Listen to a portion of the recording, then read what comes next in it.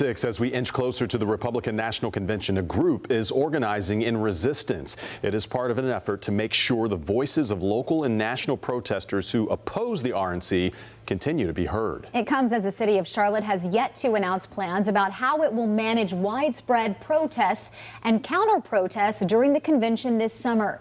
The Defender's Nathan Morabito joins us tonight with new information about a group calling itself Resist RNC 2020.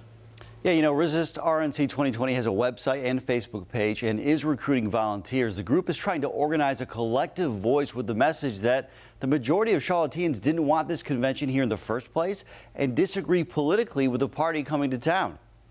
So we may not share the same opinions, but we do value diversity and acceptance. A year and a half after the City Council narrowly voted to host the 2020 RNC, it is time in this nation where we stand up to racism. In the face of public outrage, we have members of our community that are in fear. We want people to know that the RNC is the minority. People like Liz Millsaps-Hagler are not about to let the nation and the world forget all of that opposition. We can sting if we have to, we can punch back, but we're not just going to roll over for the RNC. Resist RNC 2020's logo is a hornet wearing boxing gloves and a mask. But the steering committee member says the goal is to keep it civil. No killings, no injuries. The small group is working to be the point of contact for all demonstrators. We use our voice, we may march. Connecting individual protesters and grassroots groups with local and national organizers. That's the goal, is to amplify these voices as much as possible. She says in the coming months, her and others will help protesters find housing, get permits, and recruit others. Not to mention push for better communication from the city about what steps protesters need to take in the months ahead. We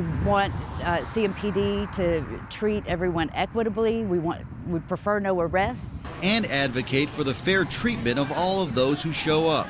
The police chiefs maintain there will be a fair balance between freedom of speech and safety. Our job is to make sure you get to freely express your First Amendment rights, but also that you don't cause harm to anyone else.